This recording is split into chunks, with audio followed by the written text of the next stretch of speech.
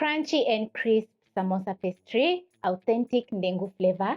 These Ndengu samosas will have your way in your heart because they're delicious and very filling.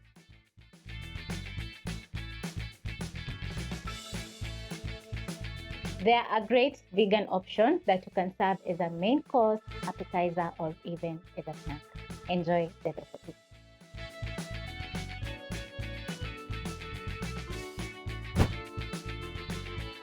I'm going to be making everything from scratch, and I'll start off by parboiling my mung bean, green grams, or Ndengu. So I have 1.5 cups of Ndengu. So I'm going to transfer to my countertop, and then I'm going to sort out by removing the stones and the rotten Ndengu. It's going to take around 5 minutes.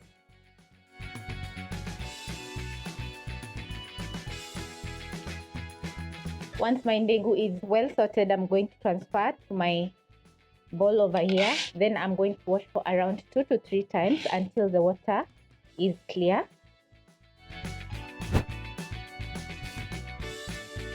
My Ndengu is clean and ready for boiling. So I'm going to move over to my stove top where I've placed a pressure cooker over medium-high flame. Then I'm going to add in 3 cups of water.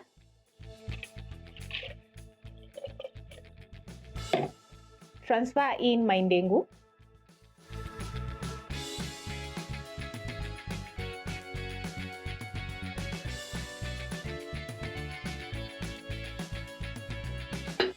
Then next I'm going to cover my pressure cooker, lock the lid, and boil for around 3 to 4 whistles. So that is around 3 to 4 minutes after the water has come to a boil. So check on your Ndengu so that it doesn't overcook. I'm going to be using 3 cups of all-purpose flour and 1 cup of cold water from the fridge. I have some salt also for seasoning my samosa wraps, and it's going to be a very easy process to knead the dough. So I'm going to start off by adding a teaspoon of salt.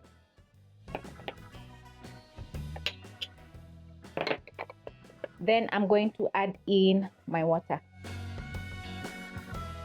So I'm going to be adding in intervals while I mix until a dough is formed.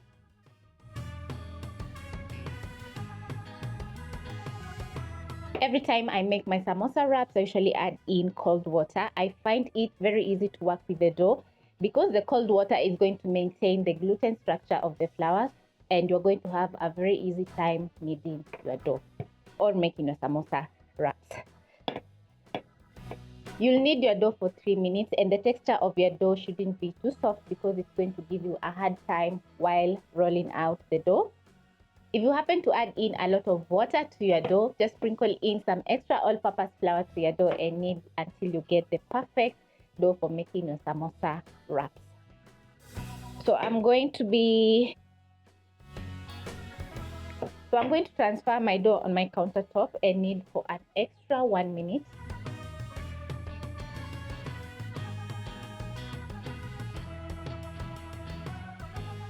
So after 1 minute, I'm going to place my dough back into my bowl, and I'll be resting the dough for around 10 minutes. I'm going to check on my Ndengu if they're ready. So using a spatula, I'm going to release the excess air from my pressure cooker. It's really important to make sure you release all the pressure from the cooker before opening, because if you try to open the pressure cooker with the pressure inside, it will explode, and we don't want that. So mine is perfectly, all the pressure is from my cooker. So I'm going to check on my Ndengu, and they are well cooked, perfectly boiled and soft, not overcooked, just perfect. So I'm going to drain off the water, and then I'm going to let the Ndengu cool. Now that my Ndengu is parboiled, the next step is to make our samosa wraps, and my dough is well rested. So I'm going to transfer to my countertop. So I'll sprinkle in a little bit of flour, and then I'm going to knead the dough for around 1 more minute. The flour is going to make it very easy for you to knead the dough. So I'm going to roll the dough into a log, and then I'm going to be dividing the dough into small pieces. So using a knife, I'm going to cut my dough. Place it aside. Making sure the dough is same size.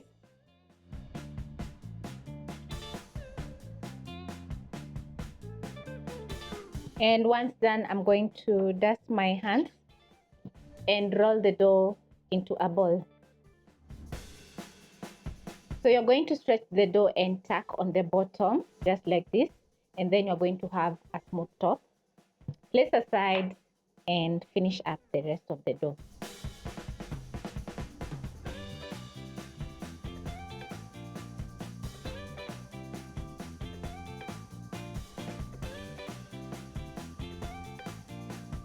When done, you're going to lightly flour your working surface with some flour, and then using the palm of your hands, you're going to press down on the dough, and then pick your rolling pin and roll out the dough a little bit.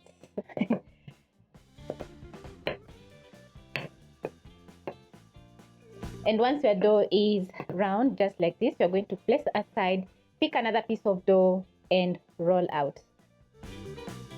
So I'm going to repeat by pressing down on my dough, and using my rolling pin, I'm going to roll out the dough the same size as the previous one. You'll notice that when the dough is not sticky, it's very easy to work on your dough. So now the next step is to stack my pieces of dough, and I'm going to be spreading a little bit of cooking oil.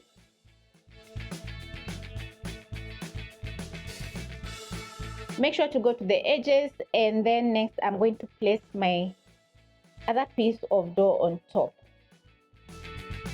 Just like this. Align the pieces of dough, pick another piece,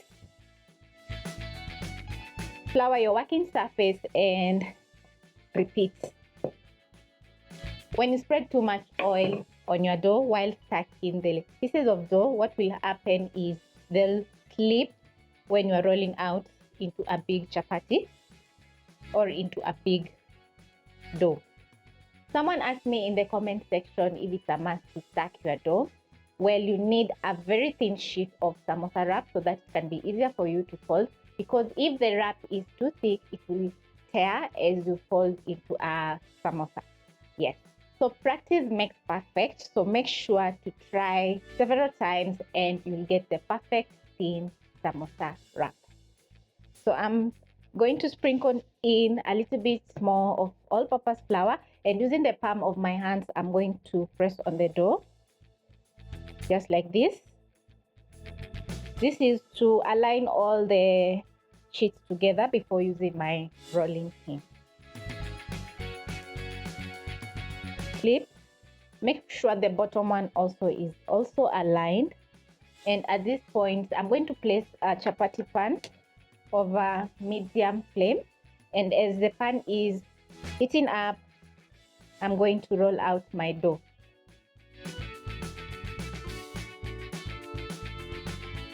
So I'm going to use my rolling pin, and very slowly I'm going to push the dough vertically and horizontally. Make sure also to go to the edges of the dough as you're rolling out your dough.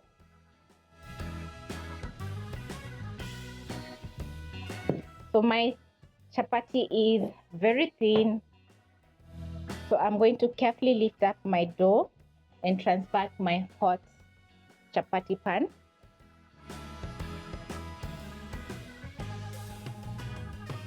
Then I'm going to carefully move the dough around as it's cooking. And another reason why we have added in cooking oil while stacking the dough is because it will be very easy for you to separate the pieces of dough. So over here I have a kitchen towel which I'm going to be transferring the dough in. So make sure the edges are well cooked, because it's going to be very easy for you to peel the dough when it's ready. If you notice bubbles, you're going to flip and let the other side cook. And then you're going to pick a point. Be careful as you peel your dough, because the inside is full of steam and you don't want to burn your fingers.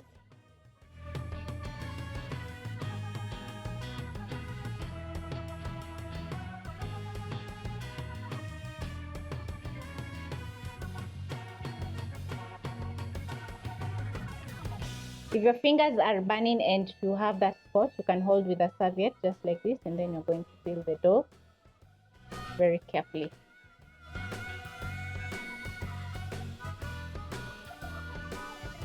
Make sure to spread the cooking oil on the edges of the dough. Then you're going to place the top one.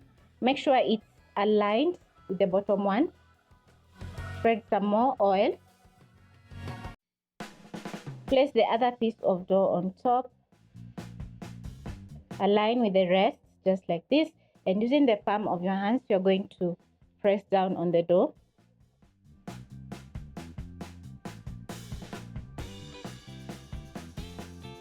Then using your rolling pin, you're going to roll out your dough into a big piece of dough or into a big chapati.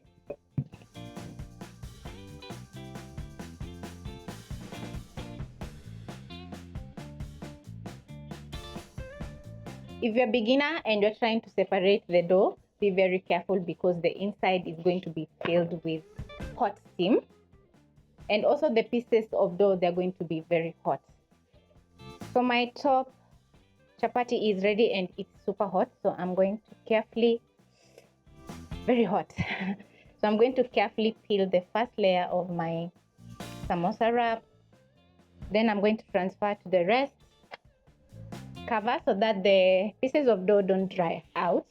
Then I'm going to flip, and the bottom one also is ready. Carefully, I'm going to rotate my dough as I peel, and it's going to be very easy because the pieces of dough are well cooked. After trying several times of making samosa wraps and getting fail after fail, I decided to visit a friend who is a professional chef in an organic restaurant in town, show me how to make samosa wraps. And I took a whole day just to learn how to make samosa wraps. And after around 3 to 4 hours, he showed me the magic to making the perfect samosa wraps. And since then, I've been making samosa wraps and they've been turning out amazing and perfect. So I'm going to roll out my dough. When done, I'm going to transfer to my hot pan, and then I'm going to move the pieces of dough around so that they can cook on the edges. Flip my pieces of dough and let the other side cook, and then I'm going to peel the top one very carefully. So I'm going to find a spot where I can see the edge, and then I'm going to peel my dough.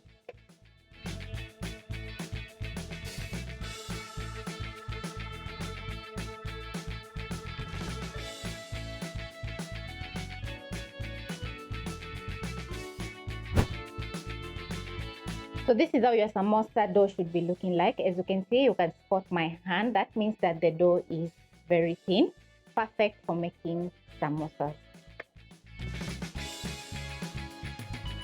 So I'm going to transfer to my countertop, and at this point you need something round. I have a lid over here, and also you need a sharp knife. So I'm going to place on top just like this. Let me flip my, and using a sharp knife you're going to trim out the excess dough just like this.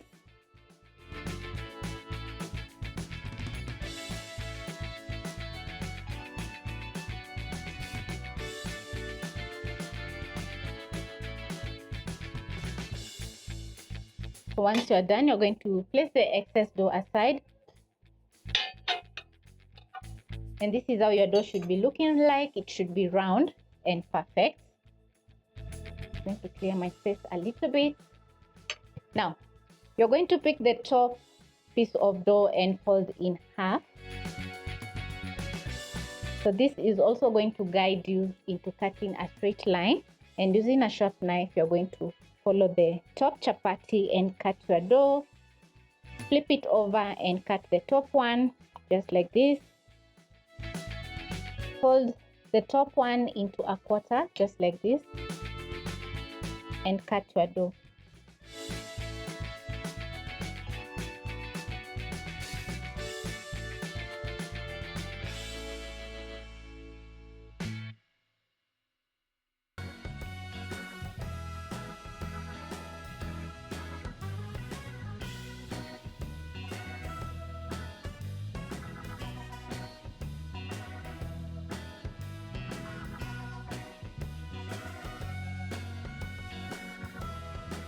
When done cutting out your samosa wraps, this is how they'll be looking, and as you can see, they're thin and very much aligned. So you're going to place on a kitchen towel, wrap up the samosa pastry so that it doesn't dry off, and then the next step is going to be cooking our delicious filling. I'm going to be using a couple of ingredients to make my delicious Ndengu filling, and I have some leeks over here which are very crucial in this recipe because they're going to add in tons of flavor. Also, I have coriander, some spices, which is garlic powder, paprika, and 2 seasoning cubes, which you can substitute with salt. So for this recipe, I'm going to be using 3 leeks, and I've chopped up the large portion of leaves that is usually on the leeks and thoroughly washed my leeks. Am I rhyming? So I'm going to use a sharp knife and chop up and dice. And once I'm done chopping up my leek, I'm going to place a pan over medium flame and add in 3 tablespoons of cooking oil. It's not a lot because the Ndengu is around 3 to 4 cups. So I'm going to transfer my leeks into my cooking oil.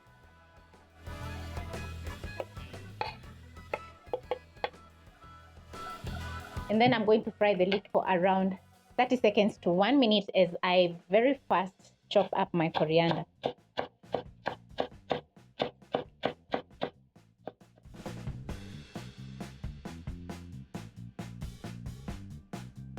Add in my garlic powder and paprika together with 2 seasoning cubes. I need my leek to be crunchy when I enjoy my samosa. That's the reason I'm cooking for around 30 seconds. At this point, I'm going to add in my parboiled Ndengu into the pan. Stir in and let the seasoning seep into the Ndengu. Then I'm going to check the seasoning after around 30 seconds. You don't want to overboil your Ndengu. So I'll check the seasoning. I need some more salt. So I'll add in half a teaspoon. Stir in. After adding in my salt, I'm going to cook for another 1 minute. And when cooking your Ndengu filling, you don't need any soup in the Ndengu because it's going to seep through the pastry. So that's the reason I'm cooking for another 1 minute to make sure the Ndengus are dry. Now that the Ndengu is well seasoned, I'm going to garnish with coriander and put out the flames. Toss the coriander into the Ndengu. Stir in the coriander, and then I'm going to let my Ndengu cool as I fold my samosa pastry. So I have my samosa pastry, which is chilling in my kitchen towel over here. So in a small bowl, you're going to add in 2 tablespoons of all-purpose flour and add in 1 tablespoon of water. Then you're going to stir in the water.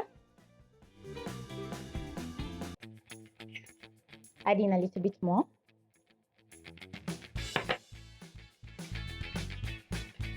So once my paste is ready, I'm going to keep aside, and then next I'm going to be showing you how to fold a samosa pocket.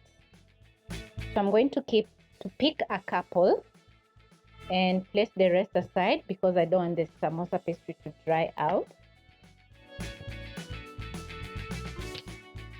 Pick one samosa pastry and place it on my countertop, and then I'm going to fold it in half just like this. Then I'm going to fold the other side, pick my paste and spread a little on the pastry and keep aside. It's that easy. I'm going to be showing you a couple more. So you place your pastry on your countertop, fold it in half on one side, pick the other side up, spread your paste,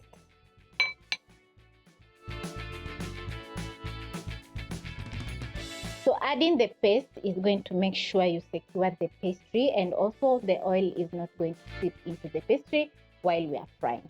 So I'm going to show you two more.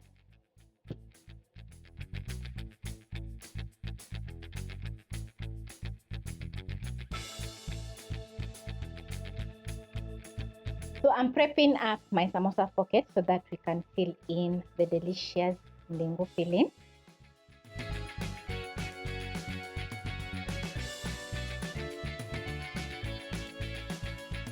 I'm done folding my samosa pocket, so the next step is to add in filling. So I'm going to pick one pocket and move to my Ndengu filling, scoop out some of the Ndengu, use my spoon and press down on the Ndengu so that all the sides can be filled with the delicious filling. Then I'm going to tuck in just like this, spread some paste on the top part of the samosa pastry and seal just like that. You have a nice samosa that is filled with some delicious Ndengu filling. So I'm going to repeat until I'm done with all these pastries.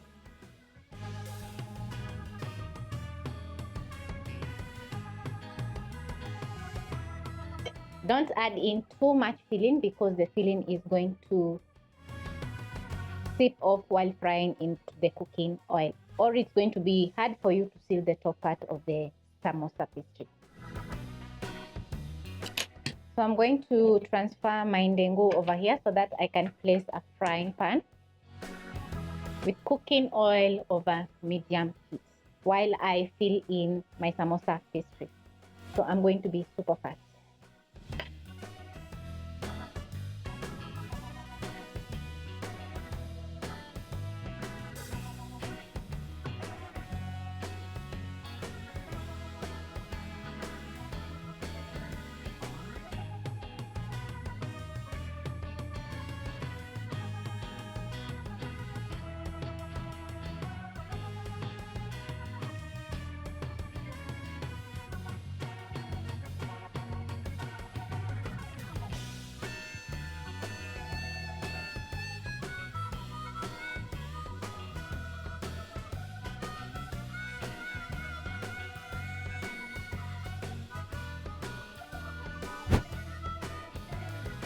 I'm done filling my samosa pastry with my delicious Ndengu filling. So the next step is frying.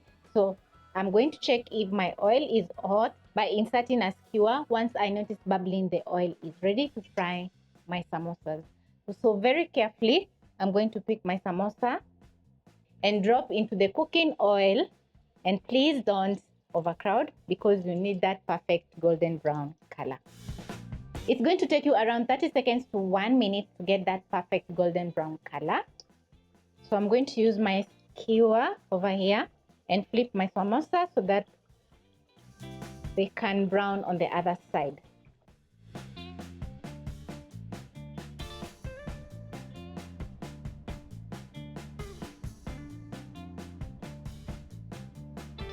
When I get that perfect golden brown color, I'm going to use my skimmer and scoop out my samosas and transfer to a plate lined with paper towel so that the samosas can drain off the excess oil. Place in my next round.